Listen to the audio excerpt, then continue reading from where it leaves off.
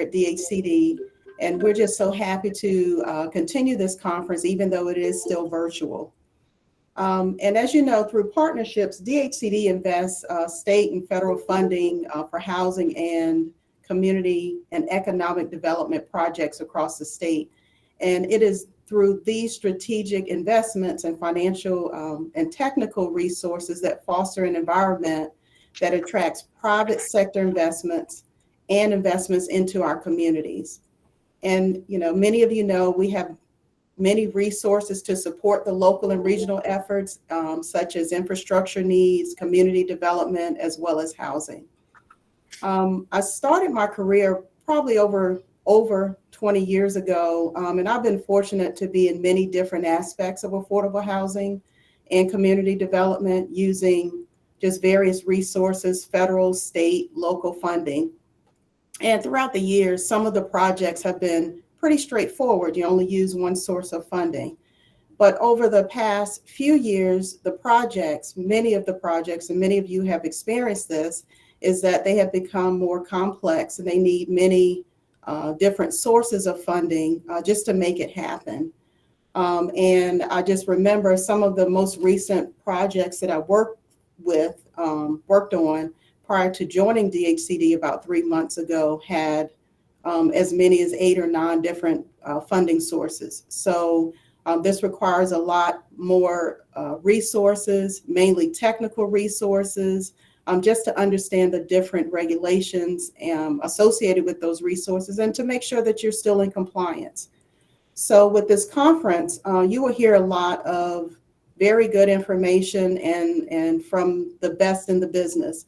Again, I was on the other side. I was just like you. I actually reached out to DHCD for many of their sources of funding. So I'm glad I actually had the opportunity to join the team. The DHCD staff they have a lot of industry professionals, and hopefully you will have some takeaways from this conference, and you can tap into their knowledge and their skills to assist you with your projects. Also, I just wanted to say that DHCD is growing exponentially. We have a large influx of funding coming into the agency, both last year as well as this year. And we want to ensure that we have the ability to execute the programs and increase the support to you, our stakeholders. Last week, many of you may have heard that the DHCD has new leadership. Mr. Brian Horn will serve as the new director, and he is here on board already, as well as Mr. Todd Weinstein, who serves as the chief deputy. So we're very excited about their leadership as well. And then just in closing, the theme for this year's conference is a path forward. And it is our goal for the conference to create a space to foster continued growth, share knowledge and information, anything related to state and federal funding. And I also hope that you'll take a moment to reflect on all that you do for our communities. And it is a profound impact on the people that we serve. So during the session, I hope that you ask plenty of questions and provide input and feedback. And so with that, again, I say welcome and thank you for this opportunity. Thanks, Sandra. Thank you. Does anybody have any questions that they'd like to pose for Sandra to respond to either now or sometime over the next few days? Sandra, I'm putting you on the spot. That's fine. I'm ready. I know you are. This is my life's work, so I'm excited. Any questions that you have, please, if you can't think of any now, please, I hope that you will share those with the team. I will pop in and out of these meetings from time to time, but I hope that you again, just tell us what we can do better. Share any information that you would like us to know. We are here to help serve you and your communities, as well as, your communities are our communities. So anything that we can do. All right. All right. Thanks, Sandra. Thank you. There was a question about whether this is being recorded. It is being recorded. Sherry will talk a little bit more about that when we get to the logistics piece towards the end of this plenary. But one of the things that I hear is this is being recorded. If you object, you may disconnect now. We hope you won't disconnect, but I did want to make that point that we are recording this session. So, I now see almost 140 people who have signed in. If we were in person, if this were not virtual, this would be the point at which we say, get to know your colleagues at the table that you're sitting at. And then we're going to do some introductions. And you can imagine that given that we are virtual and we're not at group tables, that whole process and a process of introducing everybody who's with us would be unwieldy at best. So some of you have also participated in stand-up, sit-down games. We're going to do a virtual stand-up, sit-down. Whether you stand up and sit down physically is totally up to you.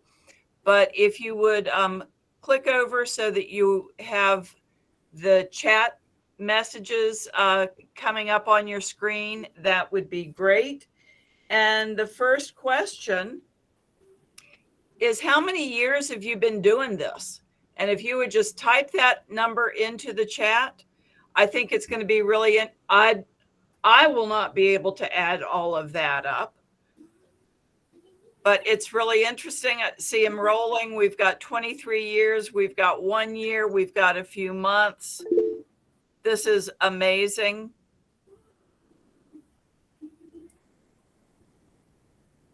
"30 years, Anna. 7 months. So the beauty of this is that folks who have been doing this for a long time know the process and can be a great resource to others about how DHCD does things. But it's people with new eyes who will challenge that and say, well, why? Why do you do it this way? What about this other process? And because of that, everybody's experience is so valuable to this. We know what the rules and regs are, but we are all also looking for better ways to do this. So everybody has a role in bringing their voice and their perspective forward in this. Anybody want to take a guess about the numbers that we've seen? Anybody want to estimate? 500? 1,000 years? Do we have 1,000 years of doing this? I know we've got at least 500. I know we've got 250 within PAAO. So the point is, there is a wealth of experience and there is a wealth of opportunity for fresh perspectives here. Next question. Who is living and working in their original hometown?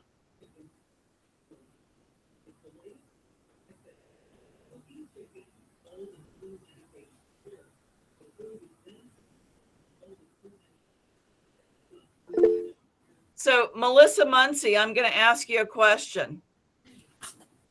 What has kept you there?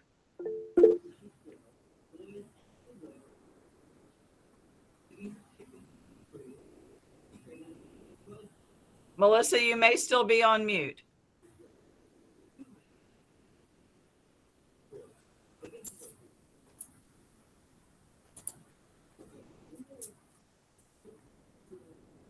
Melissa Muncie. She's saying she can't get off mute. Okay, I'm going to go to somebody else then. So Kenny Rogers from SIRCAP, you say that you are not living and working in your hometown. So my question to you is, what took you away from your hometown? My wife? No. Well, after college, my wife and I found gainful employment in the small city of Salem, Virginia, and we've just chosen to be here for the last 30 plus years. Okay. Let's see. Alicia Hargrove, you say that you are living and working in your hometown. Tell us why you stayed there.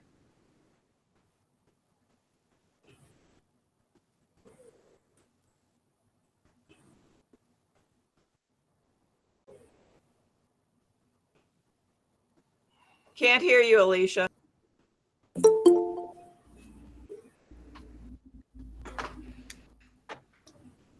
John Saunders, you have your hand raised.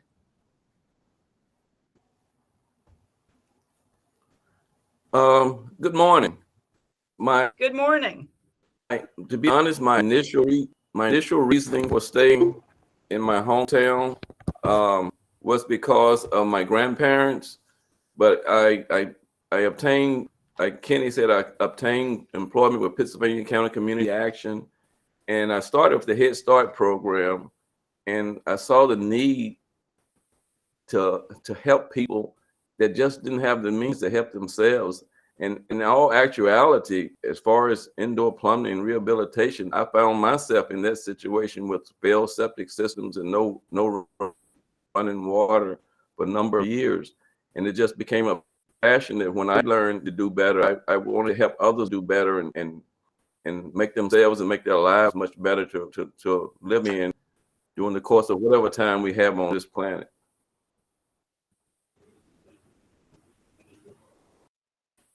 Thank you, John. It sounds like you've got your personal mission pretty clear in your head.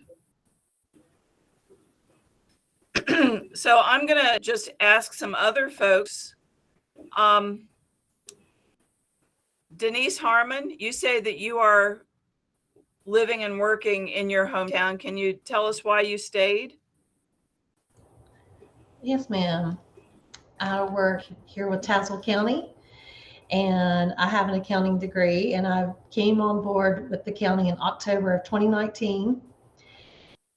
And I do the accounting bookwork for the IDA. And in October of this year, I had a new position title, and I'm now the grants accounting manager. I helped out with all of our cares. And then I've been working with Stuart, and he's been wonderful to work with. And we've been doing the COVID block for our small businesses, and we've distributed 800,000. And so we requested another 800,000 for our small businesses, and we're working on distributing those. So it's been great to work with the small businesses because I have been a small business owner. Me and my husband for 13 years. So my passion to small businesses, my heart goes to them because I understand. And I plan to stay in my community. I've lived here most all of my life. When I first got married, lived in the Bristol area for 1 year, but for 47 years, I've been in Tazewell County. Wow. So, well, thanks for sharing that. yes. Who else wants to share some information about why they stayed or why they left? Unmute yourself and jump in.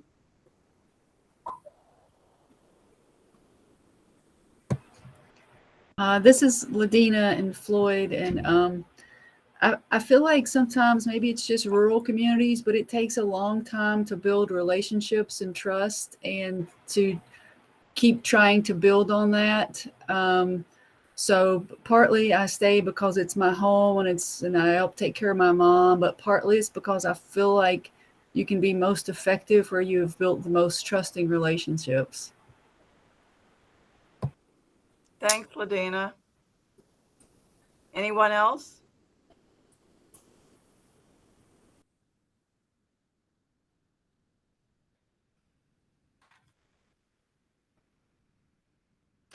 Who wants to tell us why they left?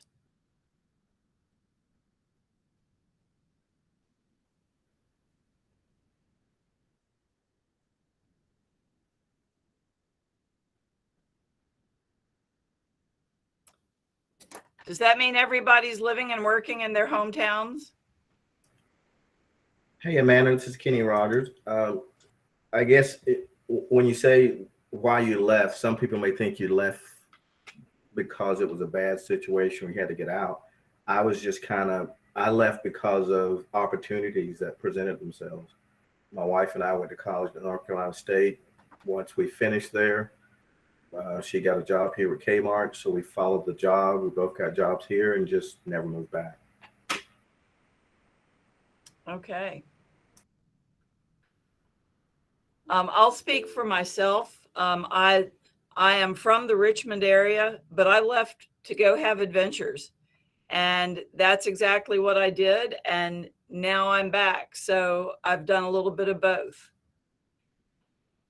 Anybody else? Laverne Dillard. Good morning, everybody. I left myself for opportunities and to actually find a path to a goal and a dream that I had since I was 16 years old. I am from Mecklenburg County, Southwest Virginia, and I've been to quite a few places. My last journey was James Madison University, where I and attended the adult degree program and then got my bachelor's of individualized studies in business administration and communication with a minor in entrepreneurship. Because my ultimate goal is to own my own business and to bring that business back to my hometown, which right now I am working in Brunswick County for the IBA. So I'm close to moving back and launching my own business. Good for you.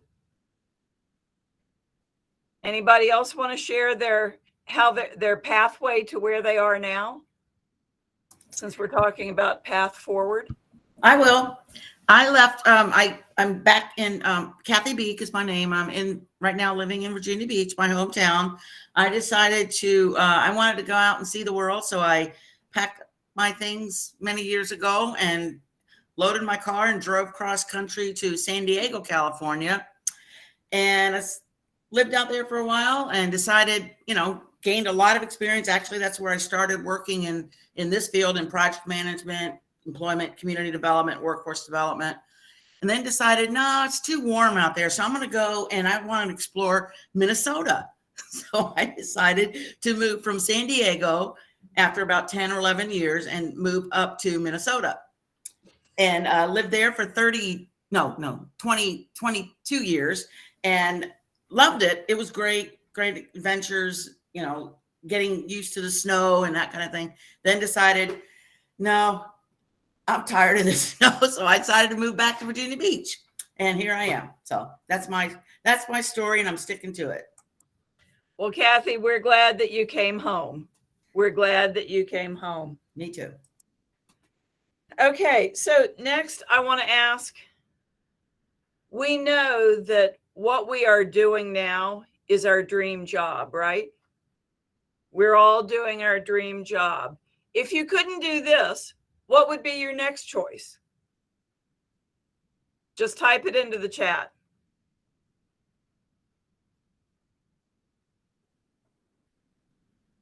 Stay-at-home parent, Disney World, museum curator, art therapy, driving an 18-wheeler.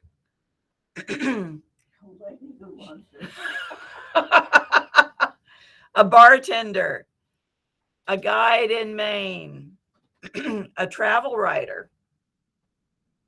So I see this adventurous streak coming through. A college professor, a Walmart greeter. Okay. Retired. Yeah. A barbecue taste tester.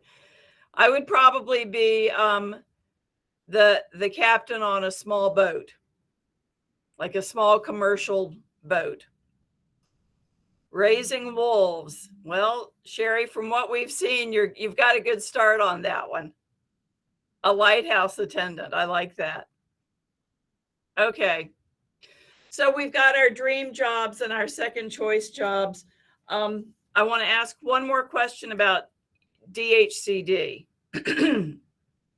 So if you would please type into the chat what programs at DHCD you work with. And it may be programs that aren't part of this group. For instance, you might work with ASNH or a rent relief program. If you can simply type in the DHCD programs that you're involved with, that would be super helpful. CDBG, IPR. Anybody Main Street?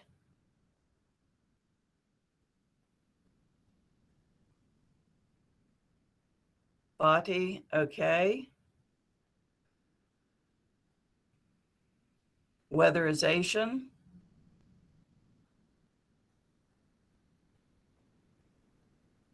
Construction ready. All right. Lead hazard reduction, acquire, renovate, sell.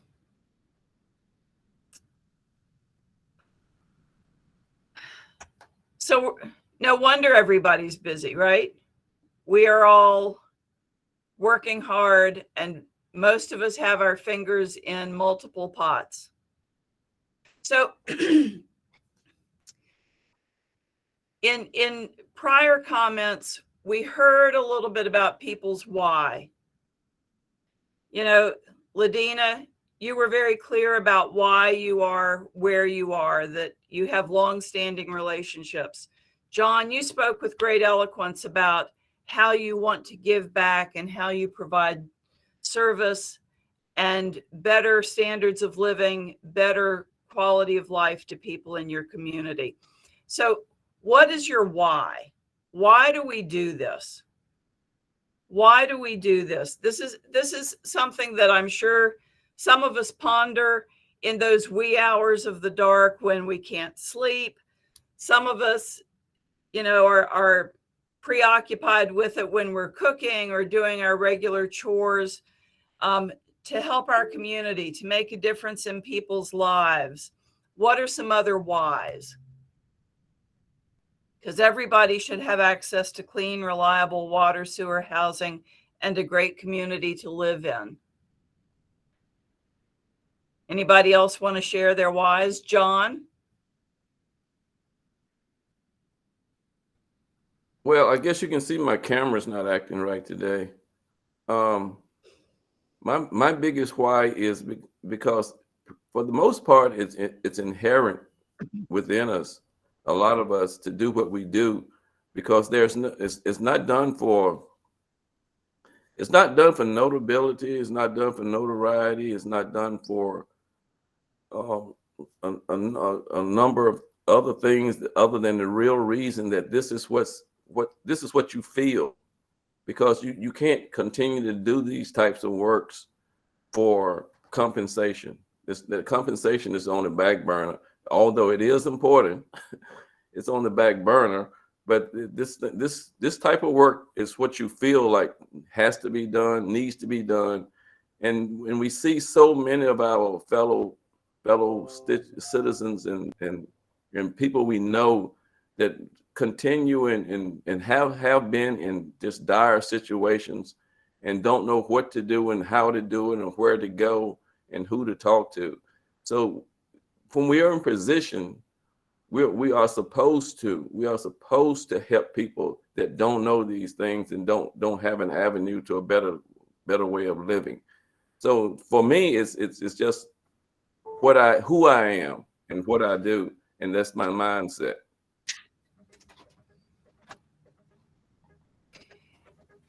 Thank you, John. And we're seeing other comments to help our small businesses stay open. We shouldn't settle for less than the best. Future generations, we want them to feel excited about staying in their communities, helping people in disadvantaged communities, point out things in communities, and let whoever you're with know about how essential it is that people be inspired. helping people with running water and having a warm place to live. Erlene, thank you. Thank you for that comment. So yes, let me just kind of run down our alphabet soup. CDBG, Community Development Block Grant. I'm not going to go into descriptions about them, but if you have questions, please text me or get in touch with me and we can fill in those gaps. CDBG is Community Development Block Grant. IPR Flex is Indoor Plumbing Rehab. ARS is Acquire, Renovate, Sell. ARC, Appalachian Regional Commission. And LHR is Lead Hazard Reduction. We also have weatherization, which is sometimes WX. What am I missing, Arlene? Help me out here.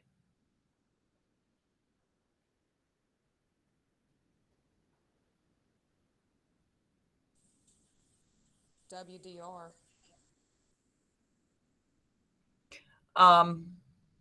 WDR,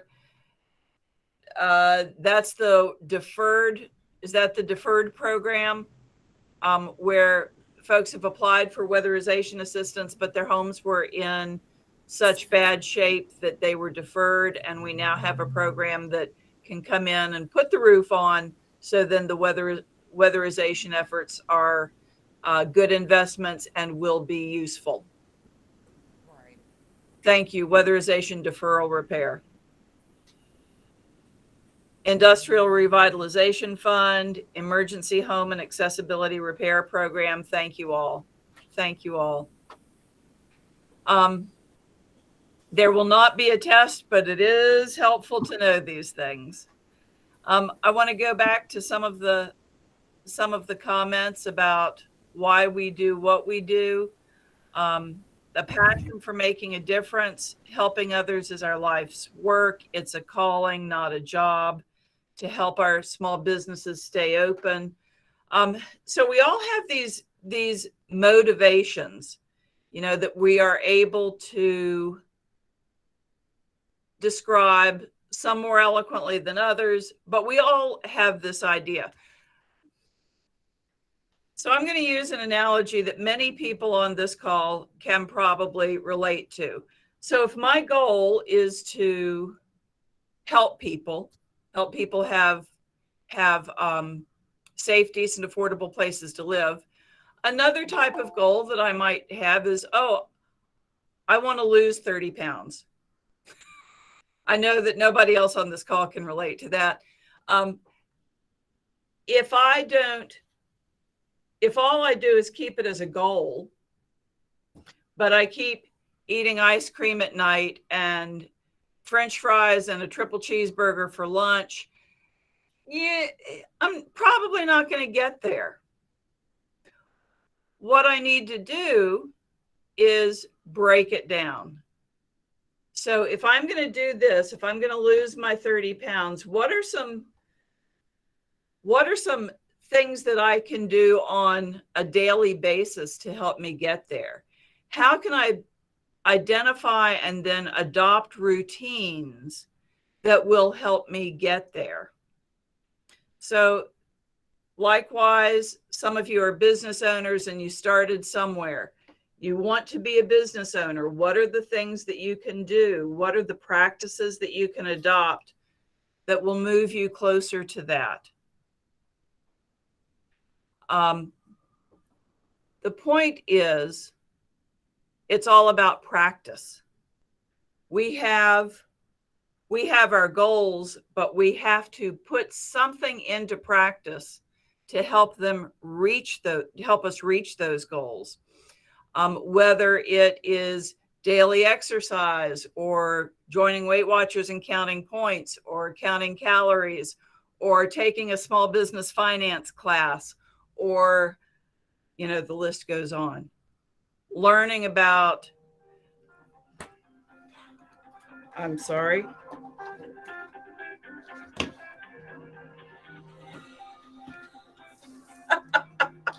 Excuse me.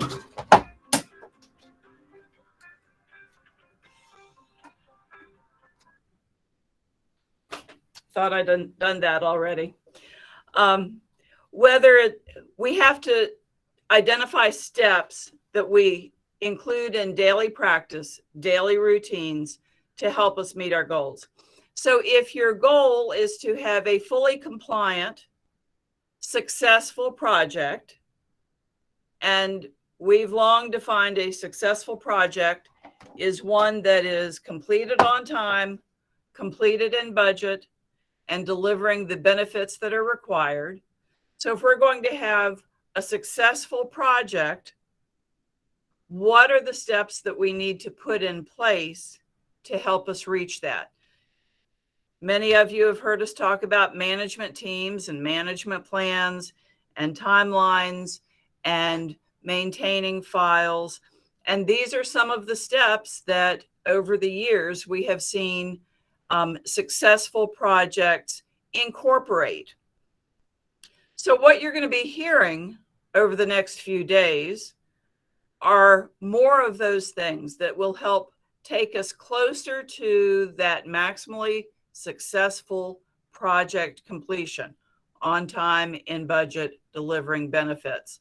So what I'd ask you to look for and listen for over our time together is the whys, why we do what we do, and then the steps that will help us get there.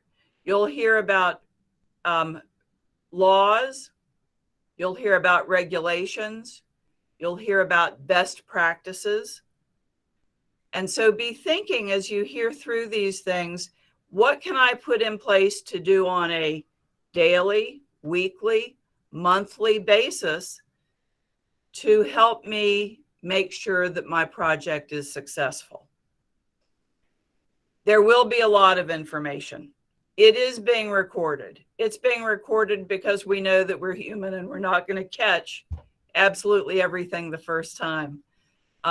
There is tremendous resource here.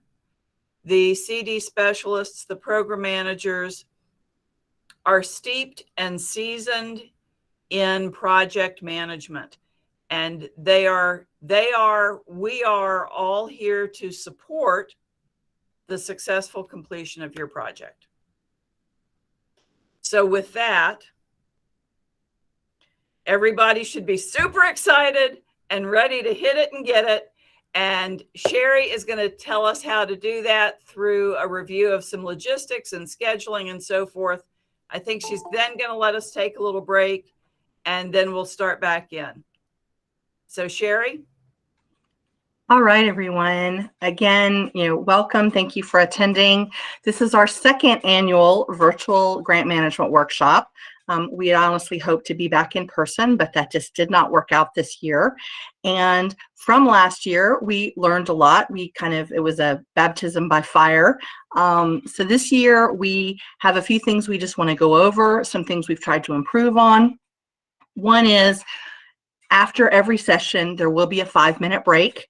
Give you time to check an email, grab some coffee, whatever it is you all need to do.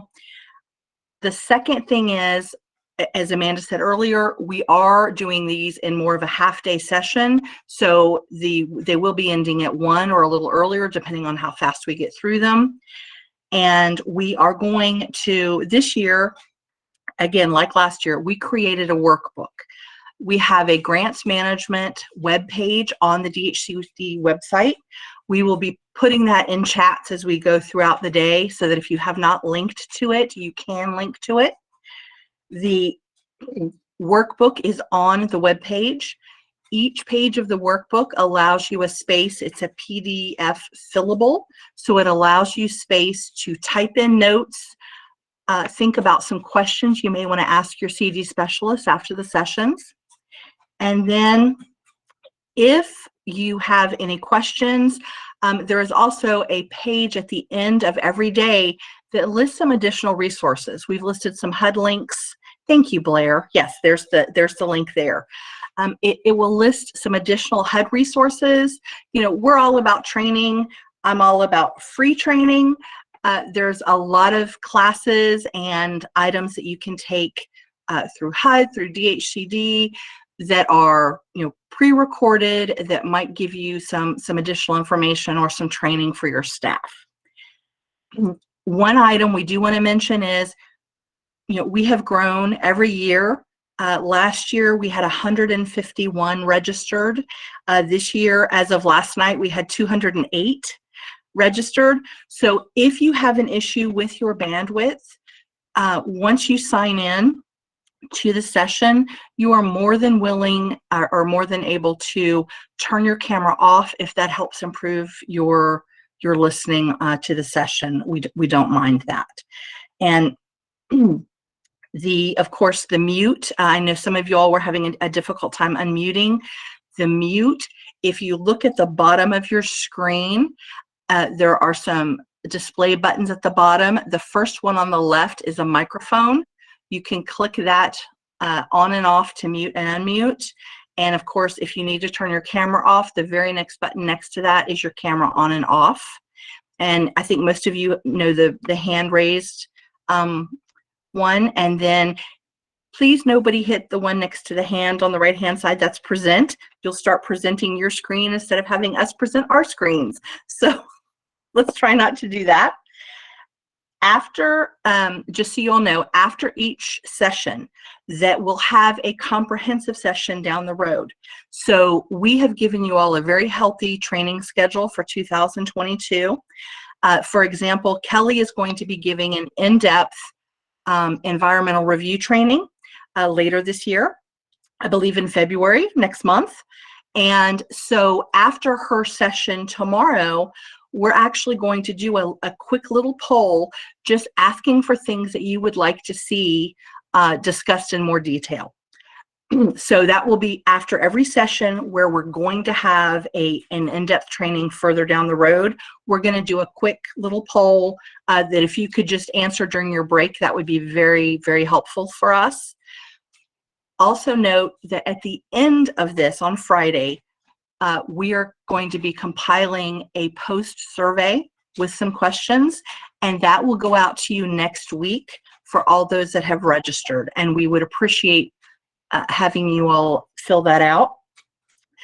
The recordings. So we're recording each session separately.